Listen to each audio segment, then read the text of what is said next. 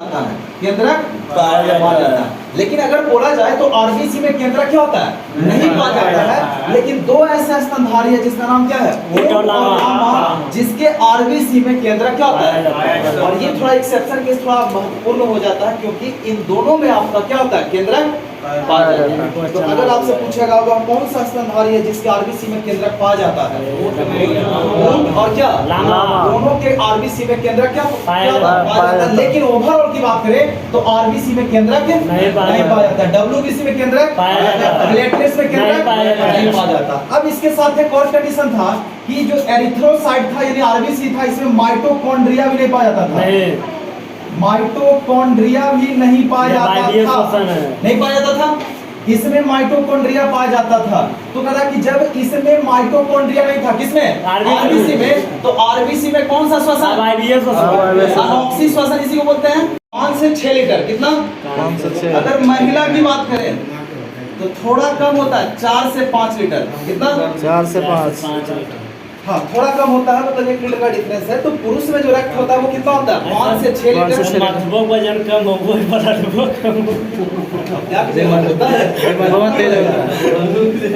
लेकिन दिमाग आपसे ज्यादा लगता है, दिमाग तेज होता है, सही बात, दिमाग तेज होता है हम लोग से। हाँ, तो वही तो बोल रहे हैं, वजन कम होता है।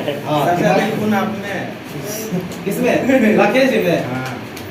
तो पुरुष में रक्त कितना होता है, 5 से 6 लीटर, और महिला में कितना 4 से 5 लीटर। 4 से 5 लीटर। तो ये 2-3 क्वेश्चन जो आपका ये क्वेश्चन भी बहुत बार आया हुआ है कि रक्त की मात्रा शरीर के कुल वजन का कितना परसेंट, 7%। गर्भ में बच्चे में रक्त का निर्माण कहाँ होता है, न्यूक्लिया या यकृत। रूप से रक्त का निर्माण कहाँ होता है, अस्थि मज्जा में सेल मेम्ब्रेन। किस ऊतक में होता है, रक्त के अध्ययन को क्या बोलते हैं, मेट्रोलॉजी। गर्भ में बच्चों में रक्त का निर्माण कहाँ होता है, यकृत या कहाँ, प्लीहा।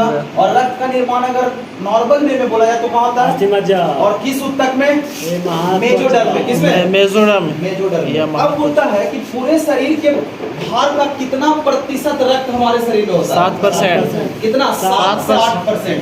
कितना, 7 से 8। 7 से 8% हमारे शरीर में होता है खून की मात्रा। रक्त की मात्रा, रक्त की मात्रा जो है, रक्त की मात्रा कुल वजन का 7 से 8, शरीर के कुल वजन का, शरीर के कुल वजन का कितना होता है, 7%। रेंज में अगर पूछा तो 7 से 8 एग्जैक्ट कितना परसेंट, 7%। यानी पूरे शरीर के वजन का कितना परसेंट रक्त होता है, 7%। 7% हमारे शरीर में रक्त होता है। बचने के लिए हमेशा एंटीबॉडी जो होता है एंटीजन के क्या होगा, विपरीत, अपोजिट होगा। अब देखिए यहाँ एंटी ब्लड ग्रुप ए का एंटीजन ए है तो एंटीबॉडी का क्या होगा, बी होगा, क्या होगा, बी। और यहाँ एंटीजन बी है तो एंटीबॉडी क्या होगा, ए होगा। अब यहाँ तक क्या है कि यहाँ एंटीजन दोनों है, ए बी, और एंटीबॉडी भी 2 होता है, ए और क्या होता है। अगर यहाँ एंटीजन ए है, अगर एंटीबॉडी बी लिखेंगे तो ये बी को नष्ट कर देगा। अगर यहाँ एंटीजन बी है और एंटीबॉडी ए लेंगे तो ये ए को नष्ट कर देगा, यानी ये नष्ट करे, इसीलिए यहाँ एंटीबॉडी नहीं होगा। ए बी ब्लड ग्रुप में कोई एंटीबॉडी नहीं होता है। और जब यहाँ एंटीजन ही नहीं है तो यहाँ एंटीबॉडी ए भी होगा और क्या होगा, बी भी होगा। और इसलिए ये दोनों केस थोड़ा स्पेशल बन जाता है कि किस रक्त समूह में एंटीजन नहीं होता है, एंटीजन नहीं होता, किसमें, किस रक्त समूह में एंटीबॉडी नहीं होता है, किस रक्त समूह में एंटीजन ए बी होता है, ए बी होता है, ओ में। किस रक्त समूह में एंटीजन ए बी होता है, लिम्फोसाइट सबसे छोटा कोशिका, तो डब्ल्यूबीसी का सबसे बड़ा कोशिका और सबसे छोटा कोशिका। लेकिन अगर संख्या में बोले, संख्या में, तो संख्या में सबसे ज्यादा कौन, संख्या में ज्यादा कौन था, और संख्या में कम कौन था, संख्या में कम कौन था। तो ओवरऑल डब्ल्यूबीसी कितने पार्ट में, 3 इधर और 2 इधर, कितना 5।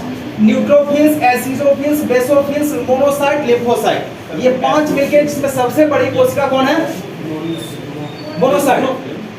और सबसे छोटी कोशिका कौन है, लिम्फोसाइट। एसिडोफिल्स भी बोलते हैं और जो उसका मेन नाम है, साइंटिफिक नेम है, एसिडोफिल्स भी बोलते हैं। हम एसिडो लिखवाएं, लेकिन एसिडोफिल्स को एसिडोफिल्स भी बोलते हैं, क्योंकि एसिडोफिल्स जो होता है ना वो एसिडिक नेचर का होता है, इसलिए इसको एसिडोफिल्स भी कहते हैं। इसलिए ये थोड़ा याद रखने में आसान होता है। न्यूट्रल, हाँ बोलिए। हाँ, तो अगर था तो इसमें भी क्या, कैसा श्वसन हो जाएगा, वायवीय श्वसन हो जाएगा। और अब वायवीय किसमें होगा, आरबीसी में। तो संख्या के अनुसार सबसे ज्यादा कौन है? आरबीसी, फिर कौन है? प्लेटलेट्स, फिर लास्ट में क्या है? WBC, लेकिन अगर साइज की बात करें तो साइज में सबसे बड़ा कौन है? WBC, फिर क्या है? RBC, और लास्ट में क्या है? प्लेटलेट्स। प्लेटलेट्स है। अगर ऐसे अरेंज करने की आ जाए तो आपको याद रखना कि सबसे बड़ा क्या है? सबसे बड़ी रक्त कोशिका जो ब्लड सेल में है वो क्या है? और सेकंड पे और दोनों का WBC आरबीसी का रेशियो कितना है? 601 कितना?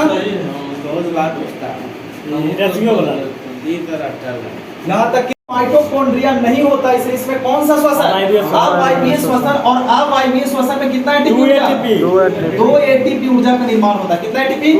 2 एटीपी की ऊर्जा का निर्माण होता है। और ल्यूकोसाइट में आप देखिए क्या है? माइटोकॉन्ड्रिया है तो डब्ल्यूबीसी में कौन सा श्वसन है?